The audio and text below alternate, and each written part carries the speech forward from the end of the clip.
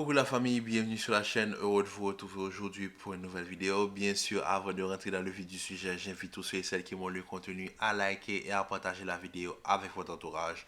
Sur ce, rentrons dans cette analyse avant-match de la Ligue des Champions qui opposera le Real Madrid face au Borussia Dortmund.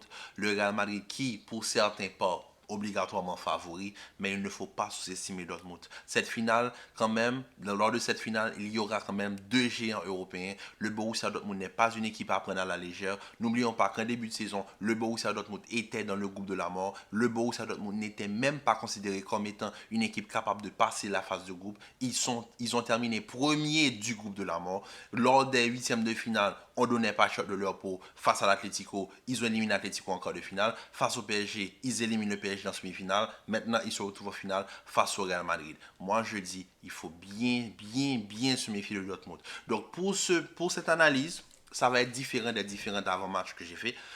C'est un concept que j'innove sur la chaîne. Donc, nous allons analyser les deux équipes statistiquement parlant. Nous allons analyser les joueurs clés du match. Nous allons analyser comment les deux équipes jouent habituellement, leurs points forts et leurs points faibles. Donc, sur ce, rentrons directement dans l'analyse du Borussia Dortmund qui, cette saison, a joué 12 matchs, 17 buts pour 9 buts encaissés, 6 clean sheets. 6 clean sheets. C'est la meilleure défense de la Ligue des Champions cette année, avec une possession moyenne de 42% et une distance couverte de 1386 km. Donc, comment vous dire que cette équipe-là, c'est pas l'équipe qui va venir faire le jeu. Il ne faut pas s'attendre à ce que Dortmund ait la possession face au Real Madrid. Nous allons nous retrouver face à une défense très basse sur le terrain. Et on va continuer l'analyse. On analyse maintenant le Real Madrid. Le Real Madrid qui est cette saison 12 matchs, 26 buts avec une moyenne de 2 buts par match. Et ça, c'est très important. Mais en 12 matchs, 15 buts encaissés, ce qui n'est pas normal. 15 buts encaissés en 12 matchs pour 26 buts marqués. C'est pour ça que le Real, on dit que souvent que le Real survit à ces matchs. 3 clean sheets comparé à l'autre qui en ont 6, qui ont le double, avec une possession moyenne de 53%, ou 52,67, arrondi à 53%, et une distance couverte entre 1381 km. Quand on regarde la distance couverte des deux équipes, c'est une distance moyenne. Donc, il n'y a pas une équipe qui court plus que l'autre. Ça va être un duel surtout stratégique. C'est l'équipe qui va utiliser le plus l'espace qui gagnera ce match. Maintenant, analysons une chose. Comment joue le Real Madrid? D'habitude, comment joue le Real Madrid? J'ai fait un petit graphe où j'ai mis comment joue le Real Madrid d'habitude, comment le Real Madrid organise ses attaques. Comme vous pouvez le voir sur l'écran, le Real Madrid, la plupart du temps, ont tendance à vraiment forcer sur le côté gauche. On le sait très bien, c'est le côté de Vinicius et de Rodrigo, avec une capacité quand même, avec un pourcentage de 40% d'attaque sur le côté gauche, 25% dans le milieu et 35% sur le côté droit. Sachant que sur le côté droit, la plupart du temps, c'est les débordements de Cavale ou la présence de Valverde sur le côté qui amène un petit peu plus de point de vue offensif sur le côté droit. À la différence de Dortmund, qui eux ont une capacité surtout d'avoir un équilibre. Ils n'ont pas de... il y a le côté gauche quand même à 37%, comme vous pouvez le voir sur l'écran, avec un pourcentage quasiment équivalent de 34% de l'autre côté et 29% dans l'axe. Ce qui fait que le Borussia Dortmund, ce n'est pas une équipe qui a forcément un côté qu'il faut forcément viser sur les phases défensives. Le Borussia Dortmund peut attaquer des deux côtés. Sachant que sur le côté droit, il y a Ryerson et de l'autre côté gauche, il y a Jan Mansen. Deux joueurs quand même qui ont un potentiel énorme, sachant que Jan Mansen, c'était un joueur de Chelsea qui était ailier offensif, converti au Borussia Dortmund en tant que piston. On a vu ce qu'il pouvait apporter sur les phases offensives face au PSG quand Hakimi débordait à outrance. Donc comment vous dire que face au Real Madrid, il n'aura pas un couloir vide comme face au PSG. Parce que Cavale, c'est pas Hakimi. Cavale va pas déborder. Cavale va vraiment rester sur ses appuis et vraiment rester serein sur son côté. Il va pas vouloir créer trop d'espace parce que Cavale le sait. Avec toute l'expérience que Cavale a accumulée au Real Madrid, une finale, ça ne se joue pas. Une finale, ça se gagne. Maintenant, quand on regarde le niveau de possession du Borussia Dortmund et les différents tiers du terrain, on va dire dans le premier tiers du terrain, c'est-à-dire le côté défensif, ils ont une possession quand même de 30% de moyenne. Ils ont la capacité de vraiment garder la balle au milieu de terrain avec un pourcentage de 43%.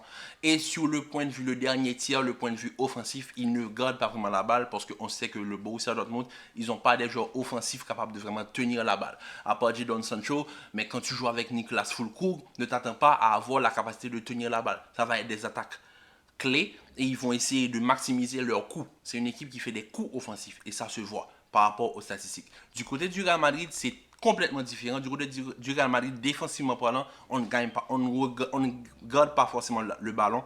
On arrive forcément à atteindre le niveau du milieu de terrain très rapidement. Et on le voit que le Real Madrid a une capacité de garder la balle au niveau du milieu de terrain avec un pourcentage de 43% dans le second tiers. Et dans le troisième tiers, c'est-à-dire la partie offensive, ils ont la capacité de garder la balle au minimum.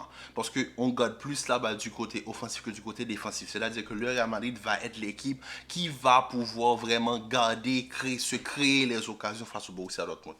Maintenant, après avoir analysé comment jouent les deux équipes, analysons les joueurs clés.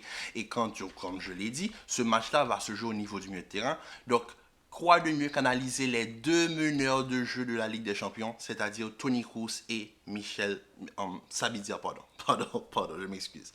Comme vous pouvez le voir, les stats le prouvent, Sabitzer est très très efficace. Sabitzer a même marqué un but et a quand même délivré 5 passes décisives. Mais Toni Kroos a une capacité de 95% de passes réussies. Vous savez ce que ça veut dire sur toute une campagne de Ligue des Champions? Avoir 95%. Il n'y a personne qui fait mieux que Toni Kroos en Ligue des Champions. Personne.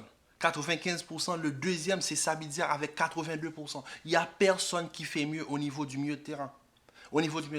Et tout en sachant que Toni Kroos, ce n'est pas celui qui va faire la passe décisive. Toni Kroos, c'est celui qui va trouver le passeur décisif. Il est peut-être parfois sur certaines phases, comme par exemple face au Bayern de Munich, dans un cas vraiment isolé, il peut trouver voilà, un appel de Vinicius dans le dos de la défense, mais Toni Kroos, ce n'est pas le passeur décisif. Mais en tant que métronome des deux côtés, on peut le voir, Sabitzer a cette capacité à être plus offensif. Pourquoi? Parce que Sabitzer peut se reposer sur son acolyte Emre Can. Emre Can qui est la première piste de relance de relance offensive de Dortmund, pardon.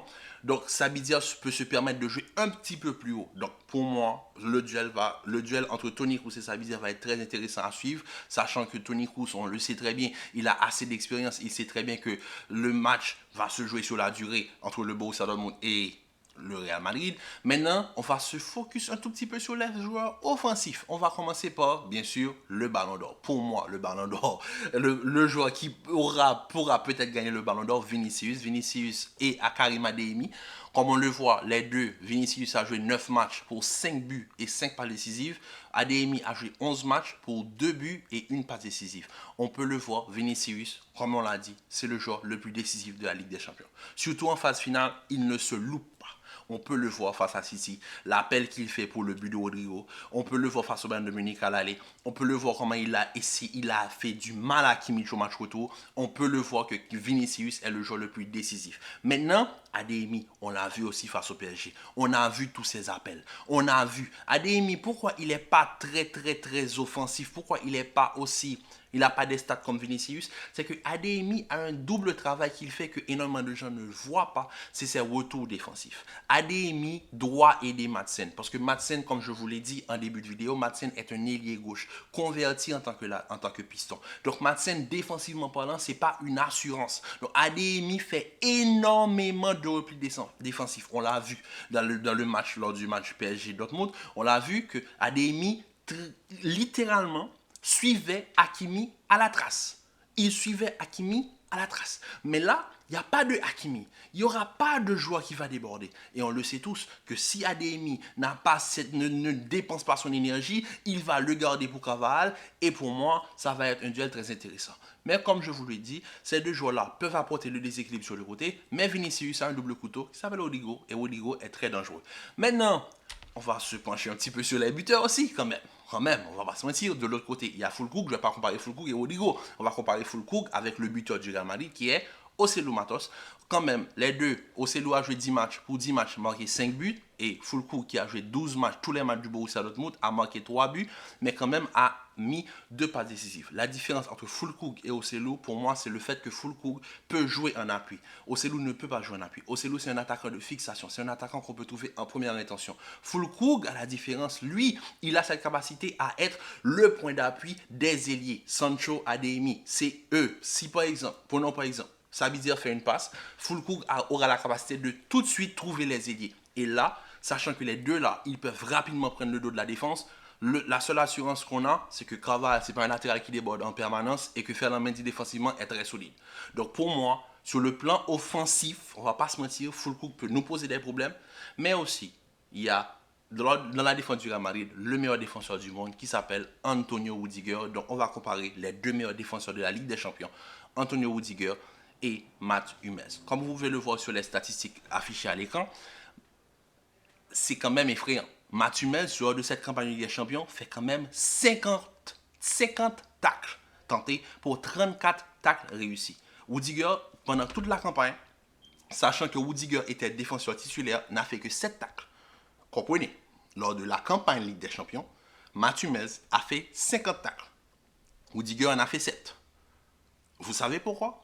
Rudiger n'est pas un joueur qui tacle à outrance. Pourquoi? Parce que le Real Madrid, quand ils vont jouer un adversaire, ils ont tendance à avoir un certain marquage sur les phases défensives, un marquage individuel au niveau de la défense centrale. Au niveau du milieu de terrain, c'est un marquage de zone. Au niveau de la défense centrale, c'est un marquage individuel. Sachant que, on l'a vu, Rudiger collait Haaland à la trace. Rudiger arrivait à éteindre Harry Kane. Rudiger arrivait à quand même gêner Lewandowski. Rudiger a cette capacité à aller au marquage à la culotte. Et ça, c'est différent de Mats Hummels, qui lui joue dans une défense qui défend complètement en zone. Et lui, il est le dernier rempart de cette défense. Ce qui fait que quand la balle arrive dans la surface et passe le premier rempart, il a tendance à énormément tacler pour se débarrasser du ballon.